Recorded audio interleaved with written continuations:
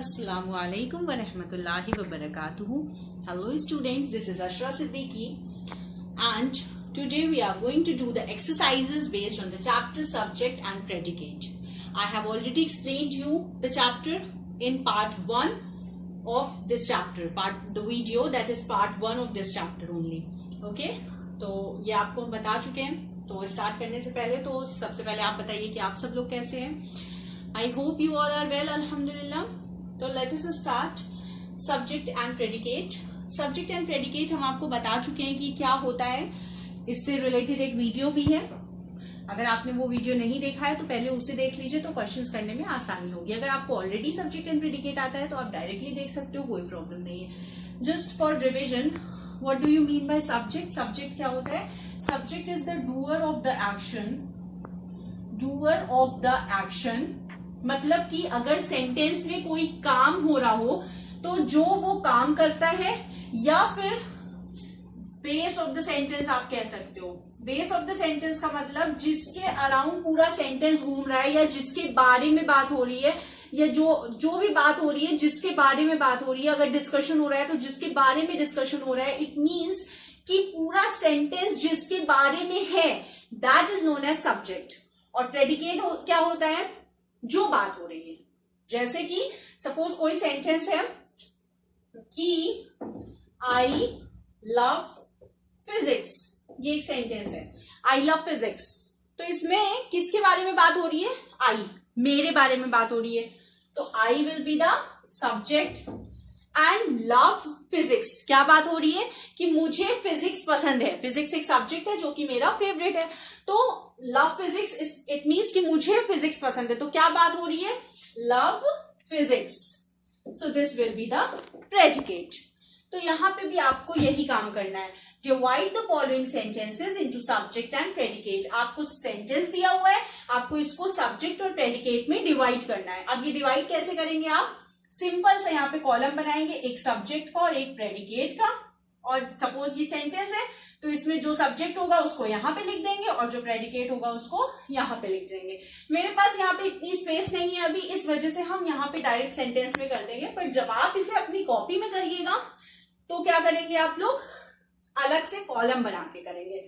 Then you will better understand. Okay, तो let us start from sentence number 1. What is the first sentence? The sun is a star. Sun एक star है. किसके बारे में बात हो रही है? Obvious सी बात है कि सन के बारे में बात हो रही है. तो sun will be the subject. अब देखिए sun के पहले क्या लगा है? the लगा है. ये the किसके लिए लगा है? इस sun के लिए ही लगा है. ओके, और जब भी किसी भी सब्जेक्ट के पहले जो आर्टिकल होता है वो हमेशा सब्जेक्ट की कैटेगरी में ही इंक्लूड होता है. तो the sun will be the subject. The sun, this is the subject, and is a star. क्या बात हो रही है? कि ये स्टार है.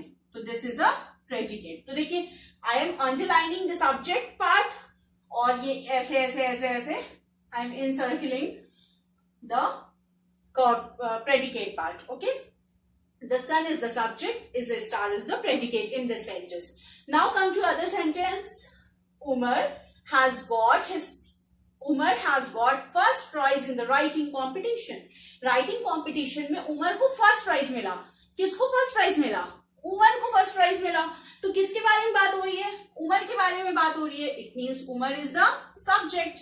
अब उमर के साथ हुआ क्या? Has got first prize in the writing competition. This whole is the predicate. Understood? Come to third. What is your name?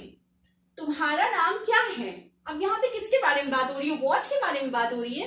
बिल्कुल नहीं, वॉच के बारे में तो बात ही नहीं हो रही. बात किसके बारे में हो रही है? तुम्हारा नाम क्या है? तो किसके बारे में बात हो रही है? तुम्हारा नाम.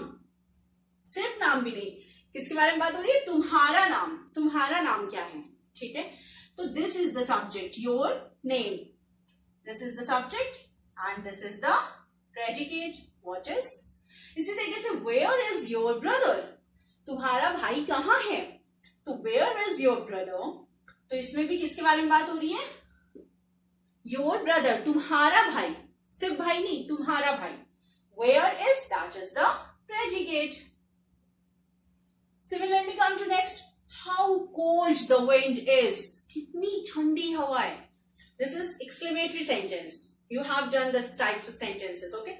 तो how cold the wind is, कितनी ठंडी हवा है। तो यहाँ पे किसके बारे में बात हो रही है, कोल्ड के बारे में, ठंडी नो, किसके बारे में बात हो रही है, हवा, कितनी ठंडी हवा है। और इस विंड के पहले एक आर्टिकल आ रहा है, तो वो भी हम किस में लेंगे, सब्जेक्ट में। तो the wind is the subject और प्रेडिकेट पार्ट क्या होगा, हाउ कोल्ड, और यहां से इज, ठीक है, ये प्रेडिकेट पार्ट हो जाएगा। ध्यान रखिएगा कि ये बिल्कुल हो सकता है जब आप प्रेडिकेट में लिखेंगे तो हाउ कोल्ड और इज लिखेंगे, ओके। ये मत सोचिएगा इसका तो कोई सेंस ही नहीं बन रहा है, we are writing the predicate, we are not writing the sentence. Next, you must keep your promises, तुम्हें अपना प्रॉमिस निभाना चाहिए। किसे निभाना चाहिए, तुम्हें, आप सबको, हमें भी, खैर। तो you, here you is the subject, must keep your promises is the predicate. Next, can you give me your book, क्या तुम मुझे अपनी बुक दे सकते हो। can you, किसके बारे में बात हो रही है, किससे बुक मांगी जा रही है, you, तो you is the subject and can give me your book, this whole is the predicate. Next, tomorrow is Mahatma Gandhi's birthday, कल महात्मा गांधी का बर्थडे है। अब कल महात्मा गांधी का बर्थडे है तो किसका बर्थडे है, किसके बारे में बात हो रही है, महात्मा गांधी के बारे में बात हो रही है। तो this is the subject and tomorrow is birthday, this is the predicate. Next, has Adeep finished his work, क्या अदीप ने अपना काम कर लिया। तो किसके बारे में बात हो रही है, अदीप के बारे में बात हो रही है। तो Adeep is the subject, has finished his work, this is the predicate. Next, the notebooks were distributed by the teacher, teacher ने नोटबुक्स डिस्ट्रीब्यूट की। अब देखिए यहाँ पे बच्चों कंफ्यूज होगा, कंफ्यूजन हो सकता है कि द नोटबुक्स भी सब्जेक्ट हो सकता है और द टीचर भी सब्जेक्ट हो सकता है। हम लोग क्या लें, तो देखिए ये सेंटेंस स्टार्ट हो रहा है, the notebooks were distributed by the teacher, notebooks teacher के द्वारा बांटी गई, ठीक। इसका जो बिल्कुल हिंदी बनेगा वो ये बनेगा, नोटबुक्स टीचर के द्वारा बांटी गई। तो नोटबुक्स बांटी गई, किसके बारे में बात हो रही है, the notebooks, the notebooks will be the subject and were distributed by the teacher, this is the predicate. Understood. देखिए अगर यही सेंटेंस ऐसे होता, the teacher distributed the notebooks, अगर सेंटेंस ये होता, the teacher distributed the notebooks, अब यहां पे देखिए इसका हिंदी बनता है टीचर ने नोटबुक्स डिस्ट्रीब्यूट की। तो अब किसके बारे में बात हो जाती है, टीचर के बारे में, टीचर ने जो काम किया, तो द टीचर, तो यहाँ पे द टीचर सब्जेक्ट हो जाता है। मगर यहाँ पे हिंदी बन रही है तो नोटबुक्स डिस्ट्रीब्यूट की गई टीचर के द्वारा। तो बेस ऑफ द सेंटेंस और the main part of the sentence is the notebook, okay. Next, how high the hill is, कितना ऊंचा हिल है। तो how high the hill is, किसकी बात हो रही है, द हिल की बात हो रही है। तो this is the subject, how high is, this is the predicate, okay. Understood. आपको अच्छे से ये समझ में आ गया होगा। आई हैव टेकन 11 एग्जाम्पल्स और मैंने सारे एग्जाम्पल्स करके बताए, आपको समझ में आया होगा। किसी एग्जाम्पल में भी आपको प्रॉब्लम है तो आप कमेंट सेक्शन में पूछ सकते हैं। इसके अलावा कोई सेंटेंस ऐसा है जिसमें आपको कंफ्यूजन हो रही है तो वो भी आप कमेंट सेक्शन में पूछ सकते हैं। Come to next exercise, exercise B, add suitable subject. It means कि इसमें आपको कुछ सूटेबल सब्जेक्ट्स ऐड करने हैं। सूटेबल सब्जेक्ट का क्या मतलब, ऐसे कोई भी सब्जेक्ट आप नहीं ऐड कर सकते हैं ना। Number 1, dash are playing in the park. अब देखिए इसमें हम लिख दे शी, लिख सकते हैं हम, नहीं लिख सकते, क्यों, क्योंकि यहाँ पे आर लिखा हुआ है। आर का मतलब we have to take the plural subject here. अब प्लूरल सब्जेक्ट लेना है तो हम क्या ले सकते हैं, चिल्ड्रन, या हम कह सकते हैं the children, the children are playing in the park. और द चिल्ड्रन की जगह हम लिख सकते हैं they are playing in the park, और my sisters are playing in the park. It means we can take any subject, it just इसको होना बस क्या चाहिए, plural, okay. Next, dash does not like to read novels. अब देखिए यहाँ पे डज नॉट है, ये डज जो होता है ये सिंगुलर के लिए आता है, सिंगुलर के लिए, ओके। तो इसका मतलब कि हमें यहाँ पे सिंगुलर चाहिए। अगर यहाँ पे डू होता तो प्लूरल लेते हम लोग, ठीक, डज है मीन सिंगुलर चाहिए, तो अब सिंगुलर चाहिए तो सिंगुलर के लिए हम ले सकते हैं, किसी का नाम ले सकते हैं, जैसे कि हम लिख दे फातिमा, या फिर हम लिख दे किसी का भी नाम जो भी आपको बहुत पसंद हो, ऐसा नाम अलीजा, ठीक है। इसी तरीके से कोई भी नाम लिख सकते हैं हम लोग, या फिर हम ये भी लिख सकते हैं my teacher does not like to read novels, my sister does not like to read novel, my brother does not like to read novel, anything, it have to be just singular, okay। next, dash was given to my sister। अब देखिए यहाँ पे फिर से क्या है, was भी singular के लिए ही यूज होता है, तो इसका मतलब यहाँ पे भी हमें सिंगुलर चीज लेनी है। अब देखिए dash was given to my sister, मेरी सिस्टर को कुछ मिला। अब यहाँ पे हम दे तो लिख नहीं सकते, सॉरी फातिमा तो लिख नहीं सकते, Fatima was given to my sister, इसका कोई मतलब ही नहीं हो रहा है, कोई चीज मिली होगी ना उसको, तो इसका मतलब हम लिख सकते हैं यहाँ पे कुछ भी, the gift was given to my sister, मेरी सिस्टर को गिफ्ट मिला, the prize was given to my sister, the trophy was given to my sister, or anything like that। next, come to add suitable predicate। अब यहाँ पे हमें predicates add करना है। अब देखिए I के बाद blank है, आप अपने से ऐड कर सकते हैं, यहाँ पे full stop है, ओके। तो क्या ऐड कर सकते हैं हम लोग, जैसे कि I like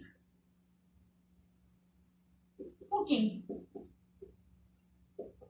मुझे खाना पकाना पसंद है। I like painting, I like playing games, I love studying, I am going to market, I am riding bicycle, है ना। बहुत सारे सेंटेंस बन सकते हैं, तो जरूरी नहीं कि हम जो बना रहे हैं वही आप बना रहे हो, बस आपको क्या ध्यान रखना है, I have written I like because this is I, तो यहाँ पे वर्ड जो लिखेंगे उसके साथ एस नहीं लगेगा, ओके। इसी तरीके से डैश माई पेरेंट्स। अब देखिए इसमें आप ऐसे भी लिख सकते थे दे आर माई पेरेंट्स, है ना, बट देखिए यहाँ पे क्वेश्चन मार्क लगा है, क्वेश्चन मार्क लगा है, इसका मतलब हमें क्वेश्चन वाले सेंटेंस लिखना है, तो हम लिख सकते हैं वेयर आर माई पेरेंट्स, मेरे पेरेंट्स कहाँ हैं, है ना। और भी अगर आपको कोई और अच्छा वर्ड मिल रहा है तो आप भी लिख सकते हैं, है ना। Next lotus. अब लोटस के आगे तो आप लिख सकते हैं lotus is my favourite flower, या फिर आप लिख सकते हैं बहुत सिंपल सा sentence, lotus is the national flower of India, general knowledge भी बढ़ जाएगी, है ना। या अगर आपको ये नहीं लिखना है आप ये भी लिख सकते हैं lotus is my favourite flower. तो इस तरीके से हम लोगों ने प्रेडिकेट्स ऐड कर लिए, सब्जेक्ट ऐड कर लिए, सब्जेक्ट और प्रेडिकेट को अलग अलग भी कर लिया, तो इसी तरीके से इनकी एक्सरसाइजेस आती हैं। आपको ये सारी अच्छे से समझ में आ गई तो आपको ये चैप्टर अच्छे से समझ में आ गया, इट मीन्स ओके। अगर फर्दर आपको कोई भी डाउट है, कोई भी क्वेरी है, तो you can ask in the comment section, feel free to ask the simplest doubts, okay. जज़ाकल्लाहु खैरन, अस्सलामु अलैकुम व रहमतुल्लाहि व बरकातुहू।